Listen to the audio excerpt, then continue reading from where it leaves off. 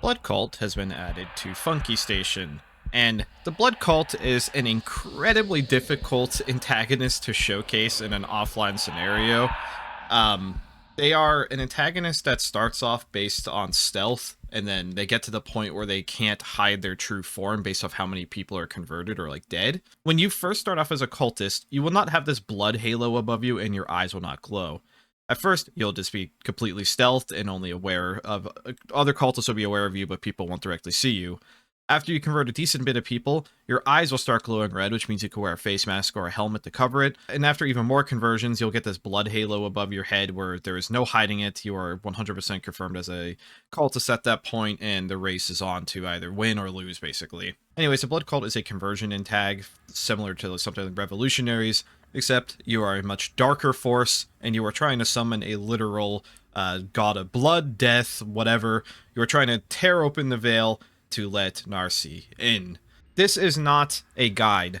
I do not know this antagonist well enough to possibly give a guide. Plus, again, it is very, very difficult to showcase in an offline server. It is a conversion tag. The guidebook, in-game guidebook, is perfect. You can use this to get your actual information. As a blood cultist, you'll have three options to choose from your abilities. You'll have commune, which is you basically just send a private message to all other cultists, but uninitiated can hear you whispering it, so don't stand near people and whisper to other cultists. There's study the veil. This basically tells you the objectives you need to complete in order to summon Nar'sie, and it's kind of like a sequential step. So for example, to get closer to Nar'sie, I have to sacrifice this blue shield officer on an offer rune with at least 3 cultists around, so I have my cultists around. Prepare spell lets you pick a few things. You have Twisted Construction, which lets you turns plasteel into rune metal. We'll get into that. Stun, a potent spell that will knock down sounds and mark a target. Stabbing them with your cult dagger will stun and re-silence them, and it's also an EMP against cyborgs. And then summon our dagger. The dagger is your primary thing. You need to use your dagger to cut your arms, wrist, whatever, to make blood runes, and these blood runes do different things. I will not cover them all, but I will cover the most important one. Once that completes, you'll be able to summon the dagger, and then you can stash it like normal at this point. The cult dagger, when you press C with it, will let you select runes. There's revive runes, which lets you revive dead cultists, offering runes, which you need to convert people, empowering runes, which lets you, I think, like invoke spells faster with less cost to yourself, and a barrier rune, which literally creates a force barrier. Think the same exact barrier as a wizard, but it lasts longer. So the offering rune is a big one. Once you select offering room, you just left click on yourself and you will start smearing blood. Once that is done, you will leave this bloody rune on the ground. And again, I would say this is the primary rune of the cultist because this is how you convert people. To convert somebody, you just have to bring a living person to this rune, and you and one other cultist nearby will sacrifice them to be, well, I guess not necessarily sacrifice, you'll convert them. So a useful spell here is the stun spell. So otherworldly tendrils begin crudely covering a sigil into your flesh. This is very useful and helpful to be able to convert a living person. They don't have to be super healthy, they just have to be living in order to be converted. So once this is done, I'm just going to go over there and kidnap this person. So you get a new action, and yes, this hurts you and makes you bleed, so if somebody watches you do this without the empowerment, you're going to be in trouble. So you just walk up and you left-click stun them. They get stunned pretty much instantly. You would probably want to cuff them at this point. Then you bring them back to the rune, and you just left-click it. And they are converted instantly. There's different, there's like a whole Nar'sie language that you all say, so if somebody hears you saying that, again, you're gonna get yourself revealed, so do not do this in a public hall unless you are really cocky or confident you can convert and not lose cultists that way. So that is how you grow your numbers, and you need a large number of cultists ultimately to win. Next, as we remember from the study of the Veil, we have to sacrifice the Blue Shield Officer, and we needed 3 cultists for that. For that, it's basically the same thing, but instead of them being converted, and by the way, you can only convert people who are not mind shielded, or I think there's another exception, like the Chaplain. The Chaplain is your biggest enemy, but I'm not going to get into it. The Chaplain is how the Chaplain deconverts cultist with holy water. That's their main primary thing. Also, you can't convert them, so just something to keep in mind. So now that we have our target here, as soon as you left click it, the rune, when they're on it, they will gib instantly, and even if they were already gibbed, you can bring, I think it's like their heart or their brain, might be the brain, to the sigil to make sure you can continue that. Once you have sacrificed your targets, your final goal is summon Nar'sie.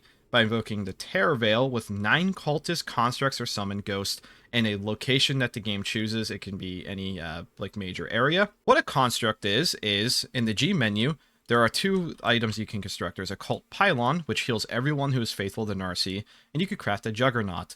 It uses rune metal. In your inventory, you'll have 10 rune metal. You could get more of this by converting plasteel with what was the other spell, the Twisted Construction spell. With 30 rune metal, we can make the cult juggernaut shell. You essentially construct a ghost role that somebody could take over, and this is kind of the brute power of the blood cult. They are stronger than a normal person for sure, and these constructs can also help you summon Nar'sie. So if you're running out of converts, but you know there's people who are permadead or ghost, you can make these. It's useful to bring people to a rune to sacrifice or convert, you name it, especially if it's a target that needs to be killed. The Juggernaut can do that for you. Once you have the sufficient number of cultists, you finally take your cult dagger and you'll select the Tear Veil rune. This rune is much larger. Once you use it once, so say use a dagger again to confirm the area. When you use it again, it will immediately sign or alert everyone that figments from an eldritch god are being summoned into the chemistry area. I know this isn't really, I guess it's kind of the chemistry area, whatever. It'll be more useful on a real station. Either way though, it'll say the crew must kill all cultists on site. And finally, after clicking on yourself for a 3rd time, you'll begin smearing the Tear Veil rune on the ground. So the crew has not a whole lot of time after that announcement plays in order to stop you. However, a lot of cultists must be formed in one area. So if the crew has been doing a good job of calling the cultists and keeping the numbers relatively low, the cult may not be able to win, but the crew isn't necessarily going to win either. That's what makes it fundamentally different than Revs. Revs can win even with one person kills all of command, but the cult needs to win and win hard. They need to have a lot of cultists standing and alive in order to do this. Finally, once the rune is done, you just click it, and the veil is torn.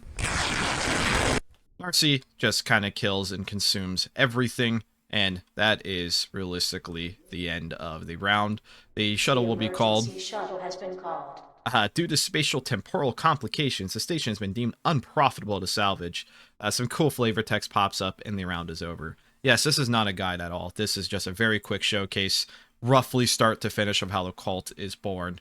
Anyways, really cool work. Go check out Funky. It's more fun playing and learning in tags when you have no idea what's going on versus knowing everything. Thank you for watching.